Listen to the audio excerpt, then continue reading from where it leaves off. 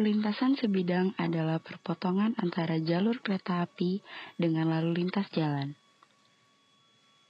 Dalam istilah perkeretaapian, terdapat perlintasan sebidang yang resmi dan tak resmi.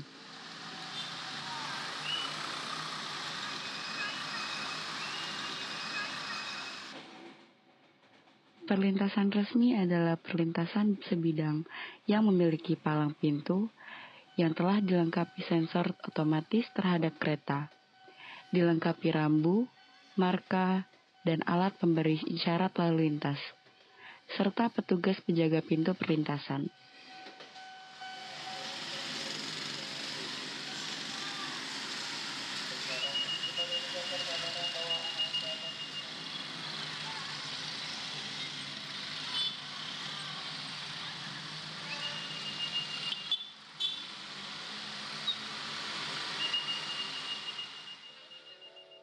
Perlintasan yang tidak memenuhi standar kelengkapan tersebut adalah perlintasan tidak resmi, yang kerap juga disebut sebagai perlintasan liar.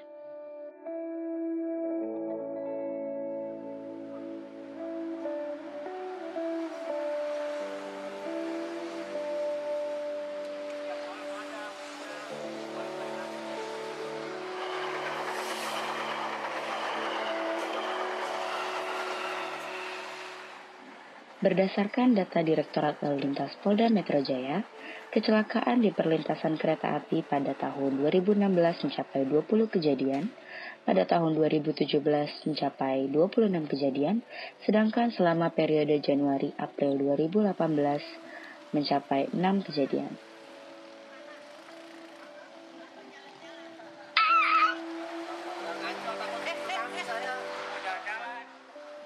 Beberapa dari kejadian tersebut terkena luka ringan, luka berat, hingga menelan korban. Nama saya Abdul Rahim, tempat tinggal di Kampung Jembatan, RT nomor 12. Nah, saya di sini belum lama, baru kurang lebih 4 bulan lah. Saya udah berkeluarga, anak saya 2, cuman istri saya dan anak saya tinggal di kampung di daerah Cirebon. Saya orang sini. Ya, umur saya 45 tahun. Saya menjaga pintu palang rel kereta api 4 bulan lah kurang lebih ya. Ada yang udah pintu ditutup, ada yang mau nolong aja ibu, gitu kan.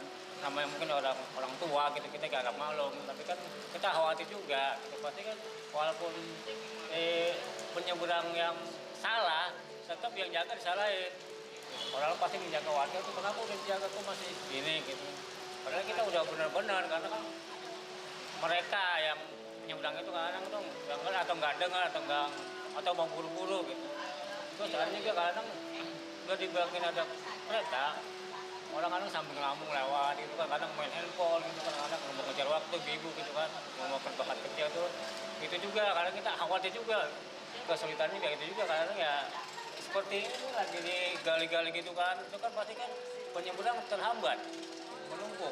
Ya, ibu pada mau ke pasar, itu ada yang anak sekolah gitu kan, ibu ngantar sekolah juga, terus ada yang karyawan, pegawai, kalau juga tuh ada yang jualan pakai gerobak kan harus kita bantu. Jadi masalah kalau sendiri sih agak sulit ya, karena apa? Rena agak tinggi sedikit kan, kita harus dorong bantu. Karena kan pas sudah selesai nyebrang rel kan ada turunan, itu kita jaga tahan. Kalau nggak ada yang tahan, ada kendaraan di sana kan bisa kejadian.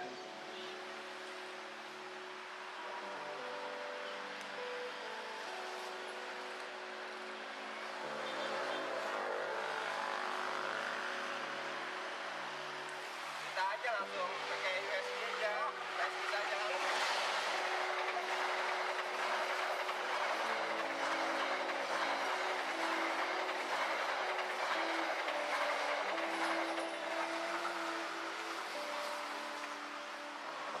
Nama saya Mulyadi, umur 40 tahun, tinggal di Kampung Jembatan.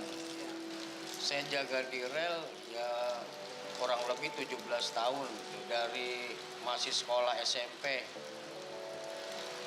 Ya tiap hari, dari hari Senin sampai hari Minggu, banyak kejadian Kadang-kadang dibilangin nyelonong, gitu. Pintu udah ditutup.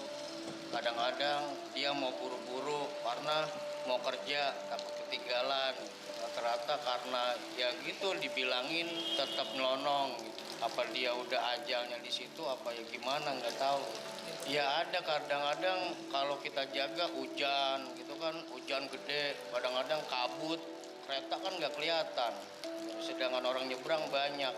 Kalau kereta kalau hujan kenceng kan kabut, pondok kopi kan nggak kelihatan gitu kereta.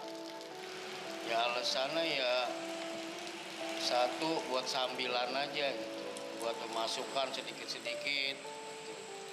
Dua kadang-kadang kasihan sama orang yang nyebrang. Gitu. Kadang-kadang kalau nggak dijagain ya tahu sendiri kereta. Zaman sekarang kan kereta 5 menit aja bisa 5 kereta yang lewat. Ya, jadi buat ini aja buat keamanan aja lah, keamanan perlintasan kereta, keamanan orang nyebrang. Ya kalau lagi banyak ya kadang-kadang bisa 35, 40. Tapi kalau lagi sepi ya paling kadang-kadang 9.000, 12.000, pernah 10.000. Ya kalau emang itu keputusan perumka ya gimana, kita harus nyari kerjaan lain. Yang penting apa aja dah, yang penting halal gitu. Yang penting buat yang terbaik aja buat warga kampung Jembatan.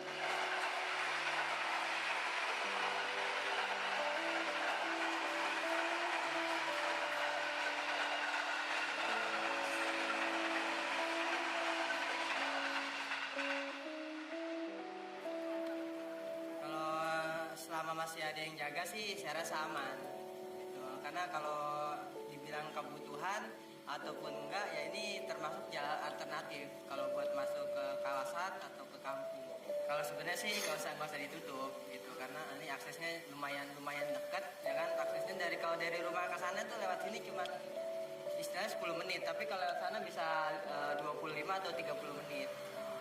Ya kalaupun emang nggak ditutup ya paling nggak dikasih pintu yang lebih aman aja gitu.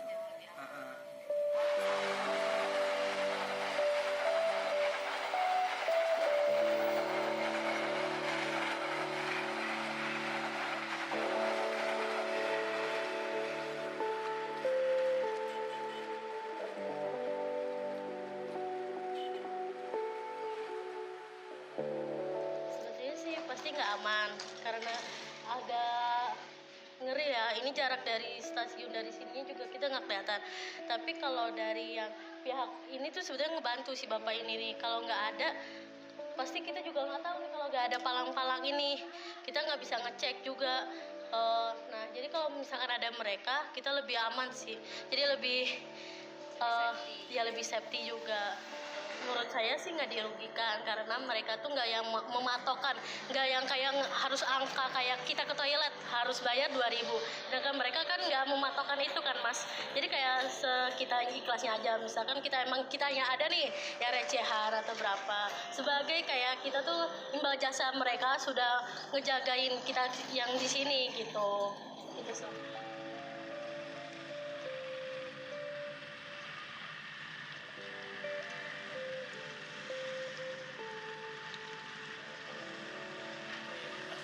Itu kita kan harus cari jalan keluarnya gitu kan, harus ya otomatis harus ada jembatan penyeberangan gitu ya. Itu kalau bisa kita kan nggak, kita paling cuma usul aja gitu ya, yang murah kan dari ini bungkai itu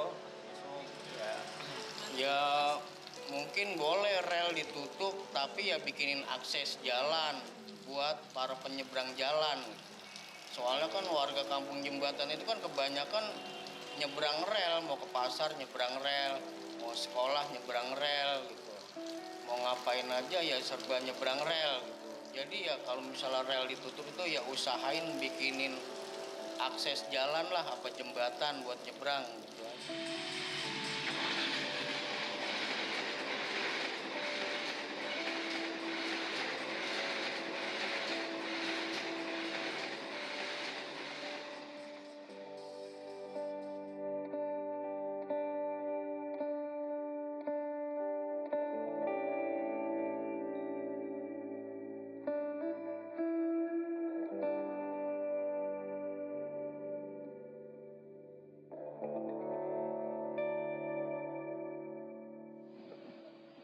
Bagaimanapun juga, perlintasan liar adalah ilegal yang sudah sewajarnya ditutup.